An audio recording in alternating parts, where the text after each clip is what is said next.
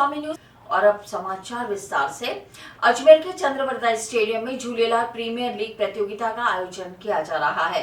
आज इस प्रतियोगिता के छठे सीजन का सेमीफाइनल का आयोजन किया गया। यह सेमीफाइनल 2 पारियों में खेला गया।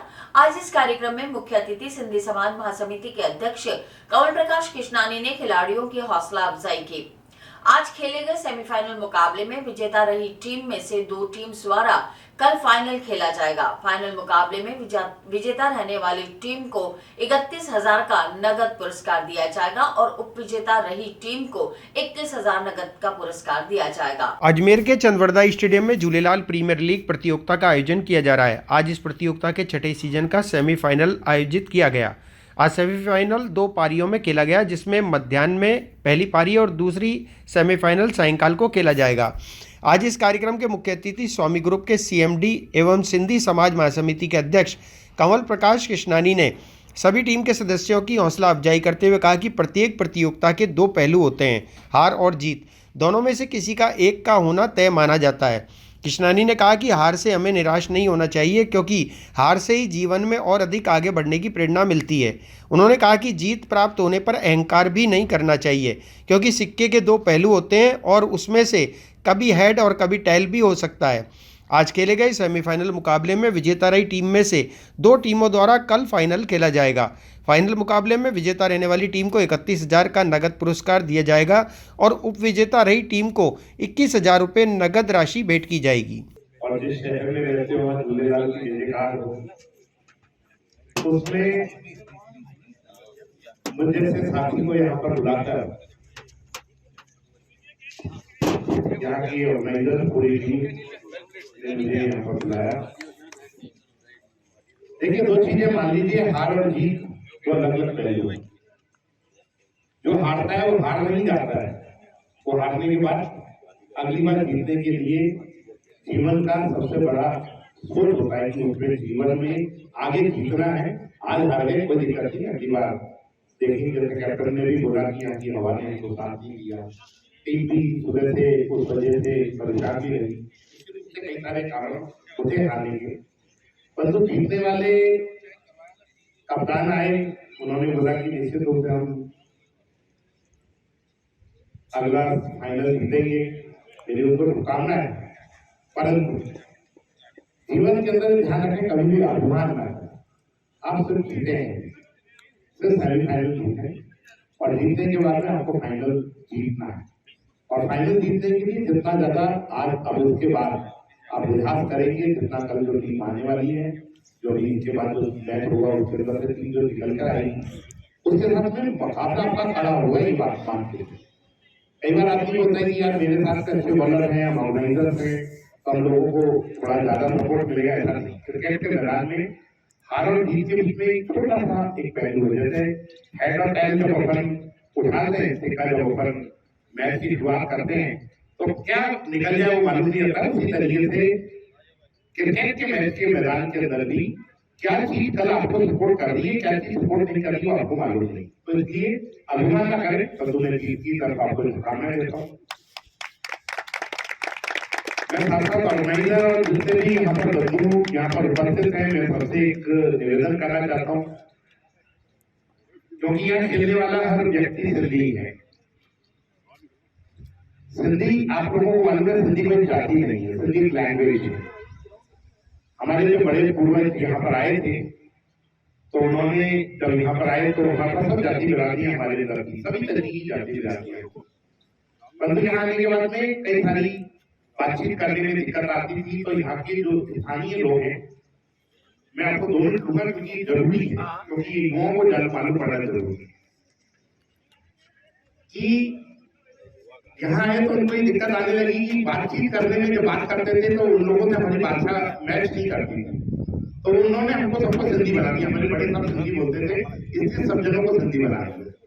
और यहाँ के जो स्थानीय जो लोग थे, उनको, क्योंकि हमारे बड़े जो पूर्वज थे ना बहुत ज्यादा पढ़े लिखे थे, लिटरेट थे बहुत ज्यादा, क्योंकि आपने देखा होगा कि उन्होंने इंग्लिश में काफी लैंग्वेजेस में उसका कंट्रोल था।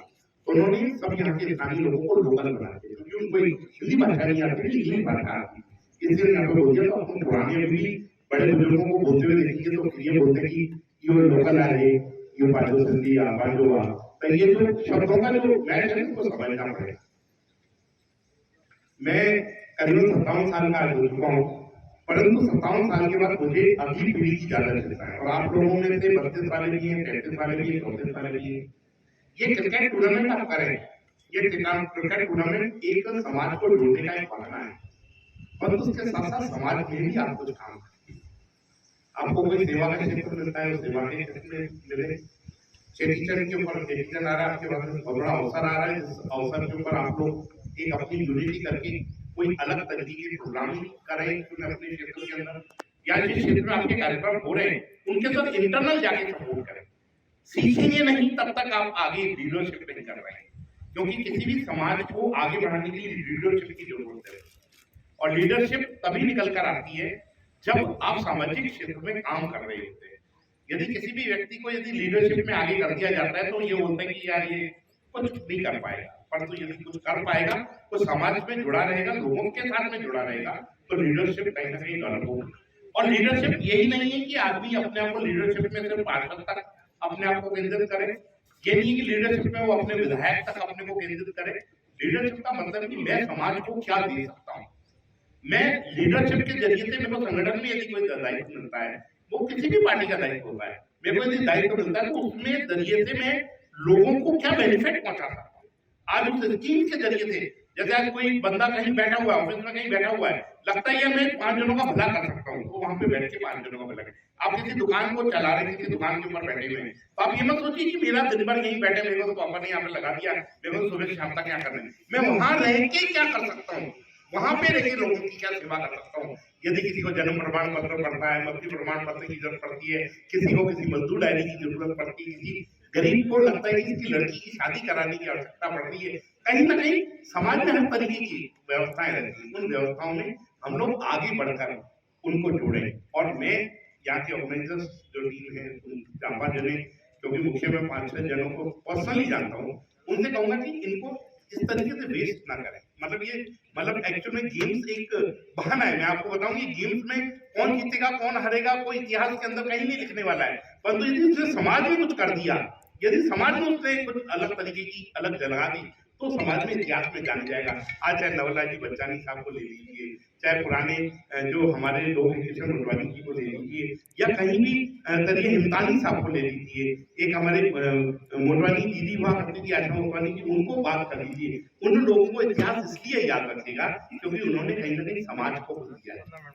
हम कई तरीके की परिस्थितियों के अंदर यहाँ पर अपनी जमीन छोड़कर आए हैं। हिंदुत्व की रक्षा के लिए हमने अपनी जमीन छोड़ी थी, तो हम लोगों के अंदर कई सारी कुरीतियां थी, कई सारे अन्य समाज की तरफ लोग जा रहे हैं, उनको भी हम कैसे रोक सकते हैं, उसमें मेरा क्या कॉन्ट्रीब्यूशन हो सकता है, मैं क्या कर सकता हूँ, इसके ऊपर भी हम लोगों को कुछ ना कुछ करना चाहिए। मैं इतनी चीज कहूंगा, समाज में निरंतर सजग और जागृत रहना चाहिए। सजग और जागृत रहेंगे तो कहीं किसी तरीके की कहीं दिक्कत नहीं आएगी, कहीं परेशानी नहीं आएगी। झूलेलाल प्रीमियर लीग का आज सेमीफाइनल का दिन था। पहला सेमीफाइनल आज साईनाथ क्लब और सिंधी वॉरियर्स के बीच में खेला गया और सिंधी वॉरियर्स पहले बैटिंग करते हुए 105 रनों पे आउट हो गई थी। उसके पश्चात साईनाथ ने बड़ी आसानी से 12 ओवर में ये लक्ष्य पूरा कर लिया। आज के मैच में अनिल उदासी जो मैन ऑफ द मैच रहे, 3 विकेट लिए और 23 रन मारे, वो मैन ऑफ द मैच रहे। इसके बाद दूसरा मैच खेला जाएगा जेएमडी क्लब और पृथ्वीराज क्लब के बीच में खेला जाएगा। इसमें जो जीतेगा वो फाइनल आएगा। कल 9 बजे चंद्रवदई स्टेडियम में ये फाइनल खेला जाएगा। इसके अंदर काफ़ी हमारे चीफ गेस्ट पधारेंगे और समाज के मुख्य लोग भी पधारेंगे। झूलेलाल प्रीमियर लीग के छठे सीज़न का आज पहला सेमीफाइनल चंद्रवदई ग्राउंड पर खेला गया। इसमें हमारे मुख्य अतिथि श्री कंवल प्रकाश कृष्णानी जी हमारे मध्य पधारे हैं। आप स्वामी ग्रुप के हेड हैं और हमारे मध्य हमारे सिंधी समाज को होल्ड करके रखते हैं। आज हमारे चीफ गेस्ट के रूप में हमारे यहाँ पे पधारे हुए हैं। हमारा ये जो पहला टूर्नामेंट जब हमने पहली बार करवाया था 5 साल पहले, तो उसमें हमारी 16 टीमें थी। इस बार हमारे पास 8 टीमें थी। 8 टीमों को हमने 2 ग्रुप में बांट के हमारे मैच करवाए थे। ए और बी ग्रुप में से हमारे पास 2-2 सेमीफाइनलिस्ट प्राप्त हुए थे, जिसका पहला सेमीफाइनल का मैच आज सुबह 8 बजे चालू किया गया था, जो साईनाथ क्लब एवं सिंधी वॉरियर्स के मध्य खेला गया था। सिंधी वॉरियर्स ने टॉस जीतकर पहले क्षेत्र रक्षण का फैसला लिया था। उसके पश्चात जब मैच स्टार्ट हुआ तो वह कुल मिला के 105 रन पे ऑल आउट हो गई। श्री अनिल उदासीन द्वारा 3 विकेट झटके गए तथा 10 रन की पारी खेली गई। इसके साथ साथ श्री प्रदीप सोनी जो साईनाथ क्लब के मुख्य गेंदबाज हैं, उनके द्वारा 8 रन देकर 3 विकेट लिए गए। 105 रन का पीछा करते हुए साईनाथ क्लब द्वारा मात्र 12 ओवर में ही यह जीत दर्ज कर ली गई तथा पहले फाइनलिस्ट बने। दूसरा मैच हमारे मध्य पृथ्वी मराठा साम्राज्य की स्थापना करने वाले महान वीर योद्धा छत्रपति शिवाजी महाराज की 394वीं जयंती कुर्मी क्षत्रिय समाज और अनेक संस्थाओं द्वारा अजमेर के शिवाजी पार्क में मनाई गई। इस अवसर पर उपस्थित सभी लोगों द्वारा शिवाजी महाराज की मूर्ति पर माल्यार्पण कर उनको नमन किया गया। मराठा साम्राज्य की स्थापना करने वाले महान वीर योद्धा छत्रपति शिवाजी महाराज की जयंती कुर्मी क्षत्रिय समाज और अनेक संस्थाओं द्वारा अजमेर के शिवाजी पार्क में मनाई गई। इस अवसर पर उपस्थित सभी लोगों द्वारा शिवाजी महाराज की मूर्ति पर माल्यार्पण कर उनको नमन किया गया। इस मौके पर उपस्थित संस्था के सदस्यों ने कहा कि छत्रपति शिवाजी की वीर गाथाएं इतिहास के पन्नों पर दर्ज है, जिससे संपूर्ण देश अवगत है। आज शिवाजी महाराज की 394वीं जयंती मनाई गई। मराठा परिवार में जन्मे छत्रपति शिवाजी ऐसे मराठा सम्राट थे जिन्होंने मुगलों के खिलाफ कई युद्ध लड़े और उन्हें परास्त भी किया। 15 साल की उम्र में शिवाजी ने पहली बार मुगलों के खिलाफ पहला आक्रमण किया। 16 साल की उम्र में तोरणा किले पर कब्जा किया और 17 साल की उम्र में रायगढ़ और कोंडला किलों को जीता। हर वर्ष की भांति इस वर्ष भी हम लोगों ने 19 फरवरी को शिवाजी महाराज की जन्म उत्सव को मना रहे हैं। कुर्मी वंश के अंदर इनका जन्म होने के पश्चात से ही इनकी माता जीजाभाई ने इन्हें देश प्रेम के प्रति जागृत किया, भावनाएं भरी।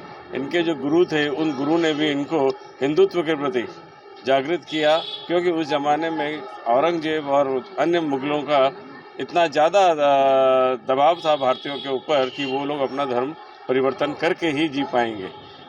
एक जो हिंदू धर्म के अस्तित्व की जो चिंगारी थी या रोशनी थी, उसको मशाल का रूप देने का काम जो है शिवाजी ने ही किया और आज हम उसी की वजह से यहाँ पर अपना जो सनातन धर्म है उसको सुरक्षित रख पाने में कामयाब हुए हैं। अन्यथा काफ़ी अन्य देशों की तरह हमारे देश के अंदर भी इसका नामो निशान मिट गया हो। हम लोग शिवाजी जयंती मना रहे हैं अजमेर ये रेलवे स्टेशन के सामने, और हम लोग हर साल की भांति इस साल भी मना रहे हैं धूमधाम से। हमें इस दिन का इंतज़ार रहता है और शिवाजी उद्यान में भी हम लोग मनाते हैं।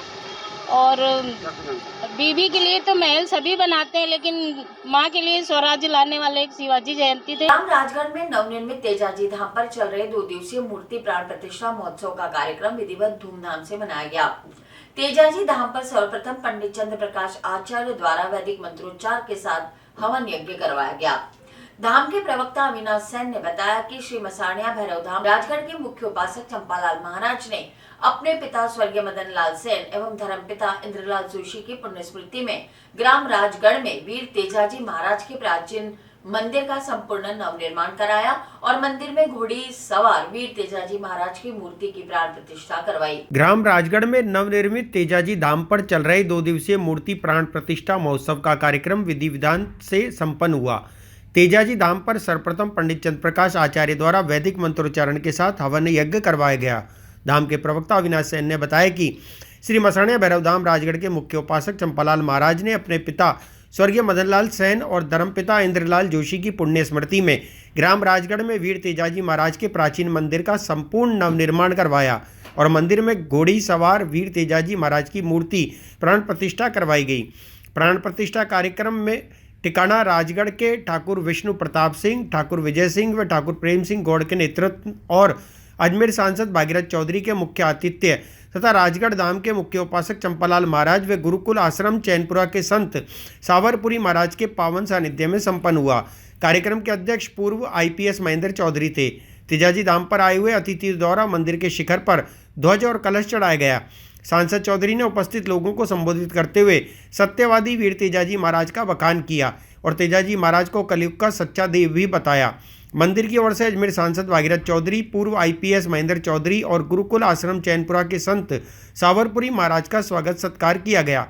ग्रामवासियों द्वारा इस भव्य तेजाजी धाम मंदिर के निर्माण और मूर्ति स्थापना करवाने के लिए चंपालाल महाराज का भी गर्मजोशी के साथ स्वागत सत्कार किया गया। कार्यक्रम में अविनाश सेन, ताराचंद, राहुल सेन, मुकेश सेन, कैलाश सेन, महावीर सेन, श्याम सेन, विष्णु सेन, पांचू जमुदिया, मुकेश माली, कमली नानी, रामदेव माली, पूर्व सरपंच रामदेव रावत, रमेश मेघवंशी, रामचंद्र गुजर, कमलेश प्रजापत, नारायण मौर्य, माणकचंद, तेजमल, शेषकरण, ओम प्रकाश, हरीशनाथ नौरत, कमलेश सुनारीवाल आदि मौजूद रहे। पावन धरा को मैं सशक्त नमन करता हूँ। वीर तेजाजी महाराज के श्री चरणों में सशक्त नमन करता हूँ। माता पिता के श्री चरणों में सशक्त नमन करता हूँ। आज बहुत बड़ा भाग्यशाली दिन है, शुभ दिन है। कभी सोचा नहीं था कि ऐसा दिन भी आएगा। और इसी मंदिर से जो सामने देख रहे हैं, यह विद्या एक मंदिर है, और इसी मंदिर से मुझे ऐसा आशीर्वाद मिला जो आज राजगढ़ को गांव नहीं, देश नहीं, देश विदेश तक लोग जानने लगे। उपस्थित हमारे ठाकुर साहब, आईजी साहब, सांसद साहब, हमारे जोया परिवार के सभी मेरे भाइयों, ग्राम से पधारे मेरी माताएं, बहनें, धर्म प्रेमी श्रद्धालु, वास्तव में कभी सोचा नहीं था कि ये भव्य मंदिर ऐसा बन जाएगा, ऐसा भव्य कार्यक्रम होगा। हमारे प्रेम सिंह जी बना भी साथ के साथ रहे, ठाकुर साहब, विष्णु प्रताप जी का भी यहाँ जब भी काम चला है, ये सब लोग ग्रामवासी, हमारे पांचू जी की पूरी टीम, नारायण माट साहब, समय समय पे जैसा गौ माता की सेवा करनी है, तो वास्तव में गौ माता, गौ के बिना कुछ नहीं है। आज इनकी ये सच्चा आशीर्वाद मुझे मिला था, और दिन रात सोचा नहीं था कि ये मंदिर कितना जल्दी बनेगा। और इनके साथ साथ वहाँ तेजाजी महाराज की कृपा से राजगढ़ धाम में बाबा की स्थापना हो रही है, रामदेव जी महाराज की स्थापना हो रही है, परिवार की स्थापना हो रही है। ये बहुत बड़ी कृपा है।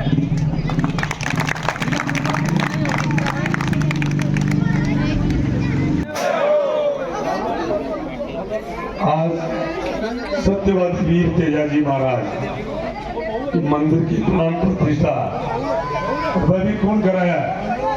अपना राजगढ़ भैरव धाम के मुख्य उपासक, अपना सबका आदर्श चंपाला जी महाराज को मैं नमन करूं कि आज आप सत्यवादी वीर तेजाजी महाराज के इस राजगढ़ धाम पावन धर्म धरा के ऊपर आज प्राण प्रतिष्ठा एक भव्य मंदिर को एक आयोजन आज कराया हो।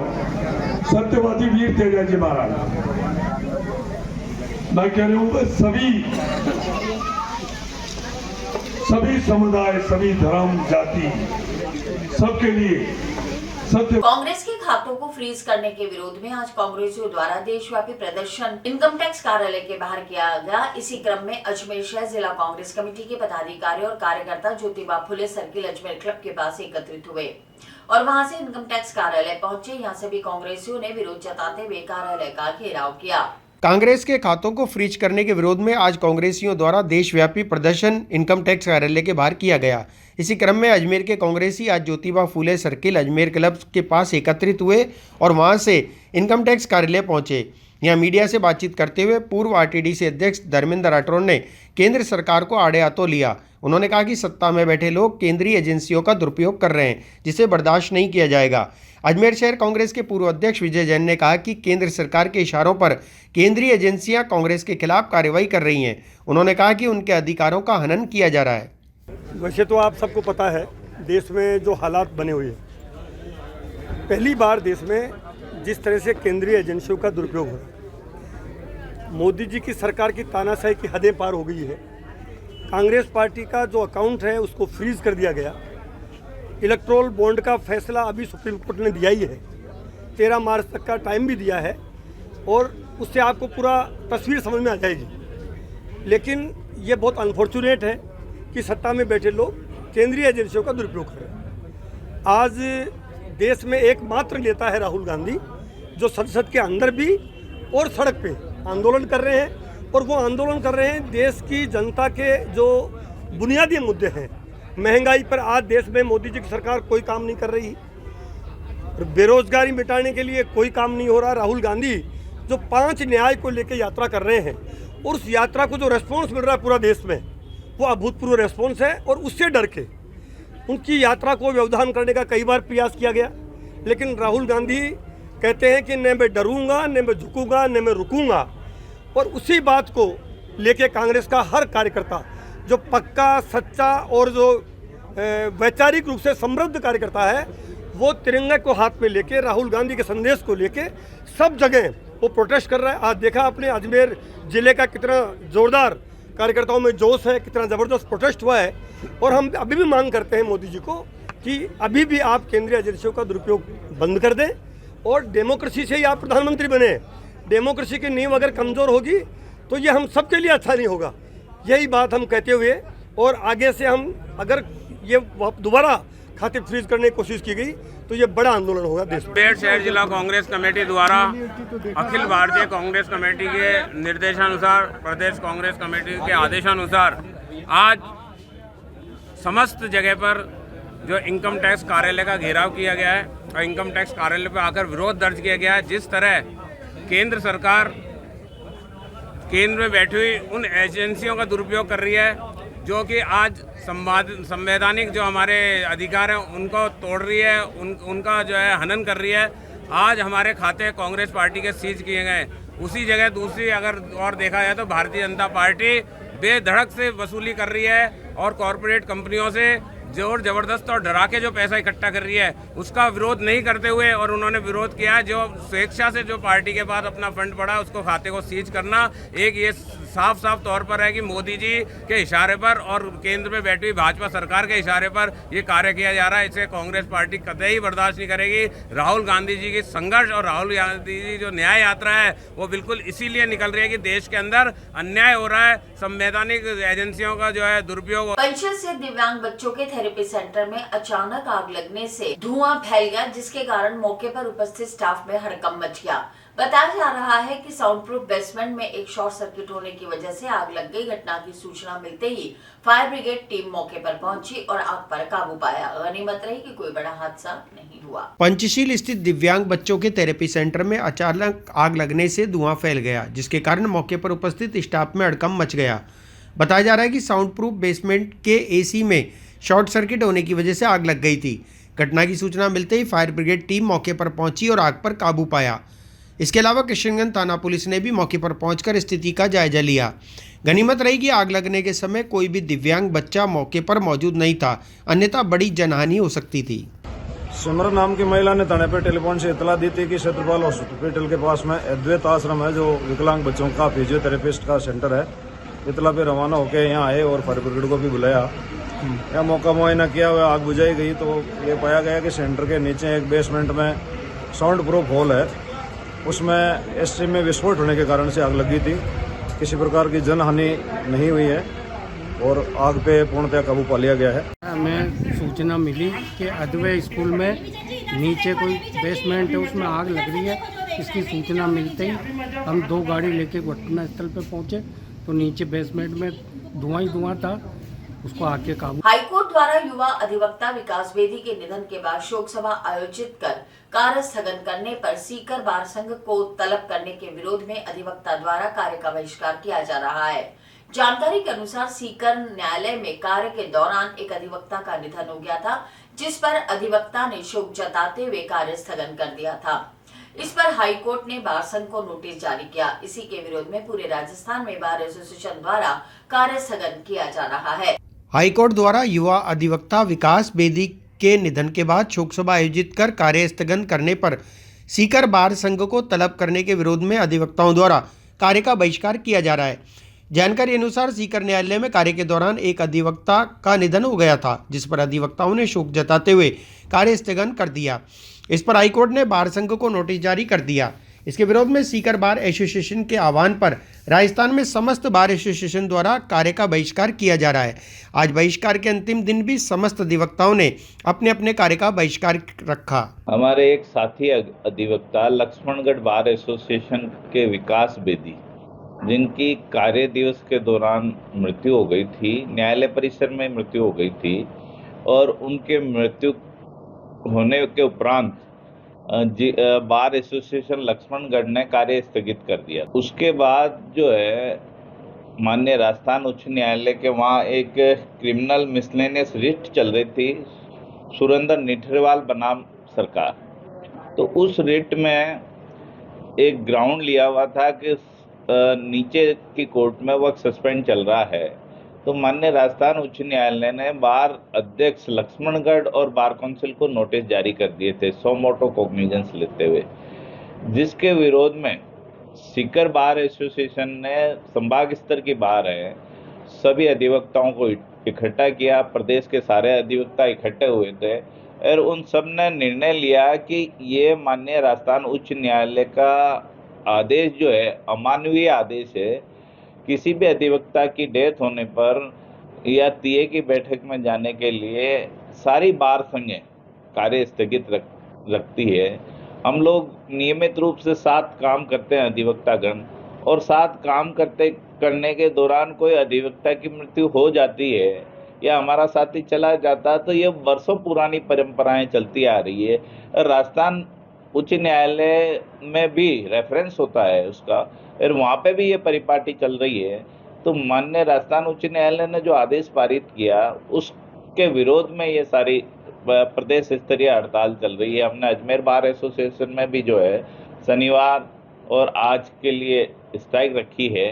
आज के बाद आगामी जो भी निर्णय होगा उसी के अनुसार एक संघर्ष समिति बनी है जिसमें मैं भी मेंबर हूँ, तो तय किया जाएगा कि आगे की क्या। आज अजमेर के सेंट्रल जेल में हेड कांस्टेबल पर 2 कैदियों ने अचानक हमला कर दिया। इस हमले में हेड कांस्टेबल गंभीर रूप से घायल हो गया। बताया जा रहा है कि दोनों कैदियों ने किसी बहाने से अपने सेल में कांस्टेबल को बुलाया और कांस्टेबल पर हमला कर दिया। घायल कांस्टेबल को जेलर अस्पताल में भर्ती कराया गया है। सिविल लाइन थाना पुलिस मामले की जांच कर रही है। अजमेर के सेंट्रल जेल में हेड कांस्टेबल पर 2 कैदियों द्वारा हमला करने का मामला सामने आया। जेल अधिकारियों ने जानकारी देते हुए बताया कि हेड कांस्टेबल राजेश अपनी ड्यूटी पर था। इस दौरान अपनी सेल में बंद दोनों कैदियों ने कांस्टेबल को किसी बहाने से अंदर बुलाया और उस पर हमला कर दिया, जिसमें हेड कांस्टेबल गंभीर रूप से घायल हो गया। बताया जा रहा है कि श्रवण नामक कैदी पहले भी अजमेर जेल में था, लेकिन कुछ दिनों पूर्व जयपुर जेल से अजमेर में शिफ्ट किया गया था। दूसरी ओर फरदीन नामक बंद कैदी द्वारा भी कांस्टेबल पर हमला किया गया। कांस्टेबल राजेश को तुरंत अजमेर के जवाहरलाल नेहरू अस्पताल में भर्ती कराया गया। इस संबंध में सिविल लाइन्स थाना पुलिस मामले की जाँच कर रही है। देखिए, ये एक अत्यंत गंभीर घटना है कि जेल के अंदर 2 कैदी श्रवण सैनी और फरदीन द्वारा हमारे हेड कांस्टेबल राजेश के पर कातिलाना हमला किया गया है। लेकिन जहां तक हथियारों की बात है और प्राथमिक दृष्टि से सुप्रीटेंडेंट साहब से बात हुई है मेरी, उसमें उन्होंने जो वहां कंस्ट्रक्शन में यूज होने वाले सरियों को ही हथियार बनाया। ऐसा कोई हथियार नहीं है जो बाहर से आया हो, और उसकी भी जाँच की जाएगी और मुकदमा दर्ज करके कार्रवाई की जाएगी। अभी हेड कांस्टेबल ठीक है, लेकिन उस पर हमला बड़ा गंभीरतम हुआ है। ये प्रथम दृष्टया जो पता लगा है, राजेश हेड कांस्टेबल ड्यूटी पे थे और जो बताया गया है अब तक पूरी बात सामने नहीं आई है, क्योंकि जो है हेड कांस्टेबल भी अभी स्थिति उनकी ठीक नहीं है। जब वो ठीक होंगे उससे उनसे पूछा जाएगा और जांच हम करेंगे। श्रवण सोनी और फरजंद उर्फ गांजा, इन 2 बंदियों ने मिलकर और इस पे हेड कांस्टेबल जो है ऑन ड्यूटी हेड कांस्टेबल थे वहीं पे, उन पे हमला किया। मैम, कौन कैदी हैं, किस मामले में बंद थे? और श्रवण सोनी है एक तो, और एक फरदीन उर्फ गांजा है। दोनों ही 307 वगैरह कई प्रकरणों में बंद है। झगड़े का कारण झगड़े का क्या कारण? नहीं, वो तो ऑन ड्यूटी से, झगड़े का तो कोई कारण ही नहीं। यदि बंदी ने हमला किया है तो कोई कारण अंदर बुला के, और जितना हम राजेश से बात कर पाए उससे इतना सा ही पता लगा है कि अंदर बुलाया था उन्होंने कोई टीवी खराब होने और बंद करने के बहाने। तो ये ऑन ड्यूटी थे उस समय, सेल्स में थे, दोनों बंदी अलग अलग सेल में थे। उन्होंने दोनों ने मिलकर इनको सेल्स के अंदर जो है वो करके और फिर हमला किया। बंदी कितने दिनों से? श्रवण जो है वो कुछ दिनों पहले ही जयपुर जेल से ट्रांसफ़र होके आए हैं, और उससे पहले भी लगभग 4 महीने पहले भी 2 साल से यहीं थे। और फरदीन जो है वो उदयपुर में कोई जेल में बदमाशी करी थी, उसके बाद वो प्रतापगढ़ में उन्होंने बंदियों को पे हमला किया था, और उससे 2 साल से वो भी अजमेर जेल में ही बंद है।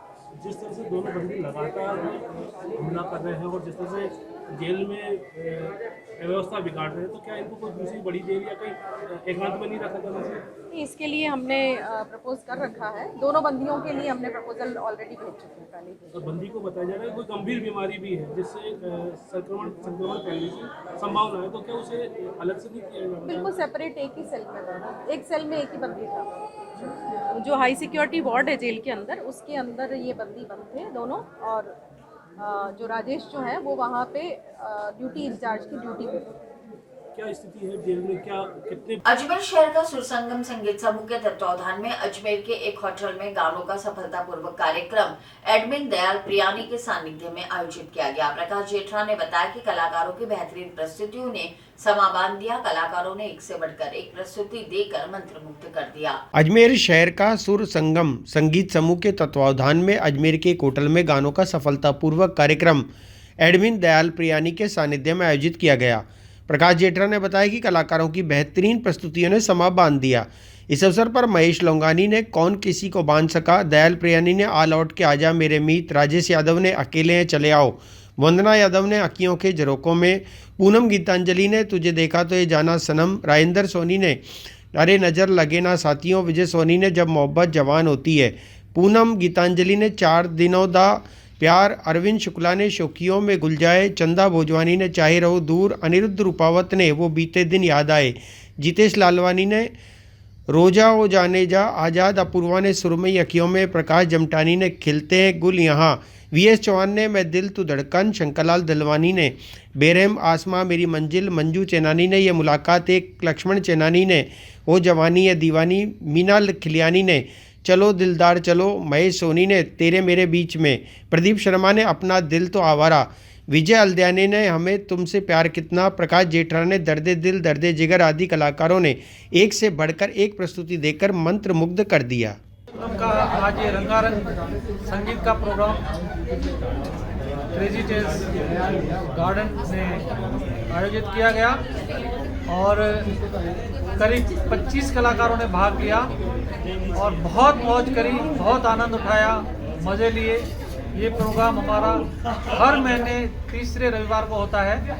सुर संगम की ये संस्था हमारे सभी गाने वाले कलाकारों का एक परिवार है जो पिछले 5 साल से हम आपस में गा रहे हैं, मज़े कर रहे हैं और एंजॉय करते हैं, हर महीने ज़िंदगी को जीते हैं। और इसी के साथ ये समाचार बुलेटिन समाप्त होते हैं। मुझे दीजिए इजाजत, देखते रहें स्वामी।